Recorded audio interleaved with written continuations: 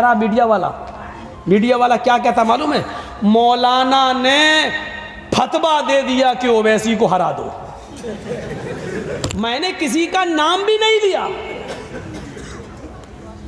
इसीलिए मैं कहता हूं ना कि कभी मैंने एक बार कह दिया था कि देश का प्रधानमंत्री चोर है, तो केस हो गया हमारे ऊपर। तो जब कटघरे में खड़े हुए तो सरकारी वकील बहुत हुज्जत करने लगा। साहब देखिए, इन्होंने देश के प्रधानमंत्री के बारे में ये कहा। मैं तो सड़क गया। मैंने कहा यार, मैंने किसी प्रधानमंत्री का नाम ही नहीं लिया, ये क्या कह रहा? तो जज ने हमसे पूछा कि तुम भी कुछ कहना चाहते हो? मैंने कहा जज साहब, मेरे पास वो वीडियो मौजूद है, आप सुन लीजिए। उसको सुनाया, उसने बार बार सुना। मैंने कहा मैंने ये कहा है कि देश का प्रधानमंत्री चोर है, लेकिन ये नहीं कहा कि हिंदुस्तान का चोर है, कि पाकिस्तान का चोर है, कि नागालैंड लंका का चोर है, कि सऊदीया का चोर है, कि अमेरिका का। मैंने ये नहीं कहा, और ये अपनी तरफ से कह रहा है कि देश के भारत के प्रधानमंत्री को चोर। तो जज मुस्कुरा रहा है, मुस्कुरा के कह रहा, सरकारी वकील को डांटा, अरे कहाँ इन्होंने, जो तुम नाम ले रहे हो देश के, कहाँ इन्होंने देश के प्रधानमंत्री को? The bail is granted. वहीं से बेल दे दिया।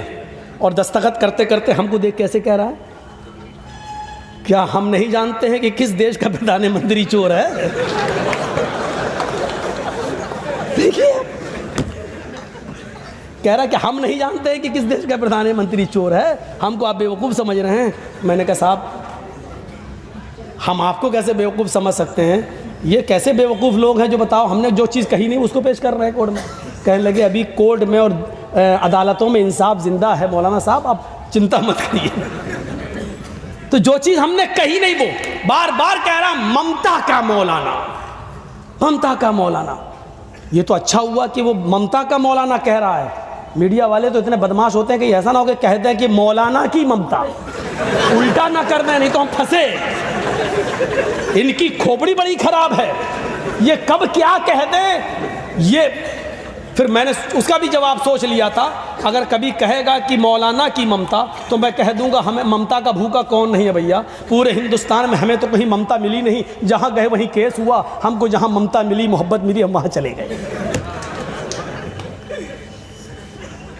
ये मीडिया ऐसा लग रहा है जैसे चुनाव बीजेपी नहीं लड़ रही है, इंडिया टीवी वाला लड़ रहा है, हिंदुस्तान लड़ रहा है। अब सोचो कि कितनी हड्डियां डाली गई होंगी इन कुत्तों के सामने, और उन हड्डियों में कितनी लज्जत होगी कि ये तोड़ मरोड़ कर जो जुमले पेश कर रहे हैं। हर जगह गाली सुन रहे हैं, किसान आंदोलन में गाली सुन रहे हैं, मीडिया वाले भगाए जा रहे हैं, चप्पलें पड़ रही हैं, जूते पड़ रहे हैं, लेकिन हड्डी का मजा इतना है कि ये बेइज्जती समझ ही नहीं रहे हैं अपने। टेस्ट ऐसा लग गया है इनको। कभी तो उतरेगा नशा, शुरुआत तो हो ही चुकी है तुम्हारी। तो शयन शान का माना होता है सोने की जगह जहां सुला दिया जाए, यानी कब्रिस्तान।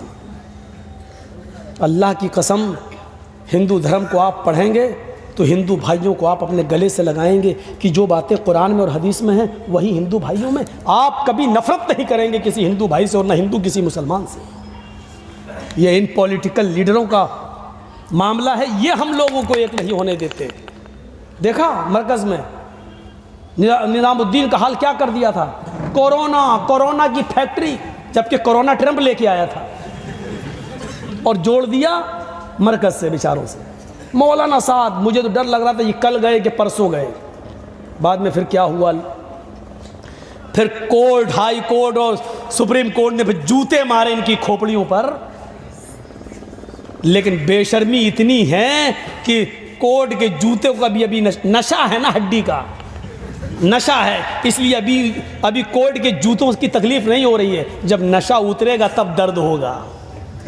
ऑपरेशन जब डॉक्टर करता है तो सुन कर देता है ना उस जगह को, तो ऑपरेशन हो जाता, दर्द नहीं। जब नशा उतरता है तब आदमी को दर्द होता है। जब ये हड्डी डाली गई है, उन हड्डियों का नशा उतरेगा तब दर्द इनको महसूस होगा कि हमने इस देश को कहां पहुंचा दिया है, इस सोने की चिड़िया को हमने कहां पहुंचा दिया है, कहां पहुंचा दिया है, तब दर्द। हिंदू धर्म और इस्लाम को पढ़ने के बाद आप हिंदू भाइयों से कहोगे यार जो चीज़ हमारे अंदर वो आपके यहाँ है, आप हर मुसलमान उनको दावत देगा और उनको अपने करीब करने की कोशिश करेगा, लेकिन होने ही नहीं देते, ये लोग नहीं होने देते।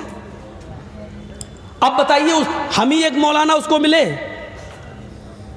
बार बार ममता का मौलाना, ममता का। अल्लाह रहम करे, अल्लाह इस मीडिया वाले को अक्ल सलीम अता फरमाए, सद्बुद्धि प्रदान करे।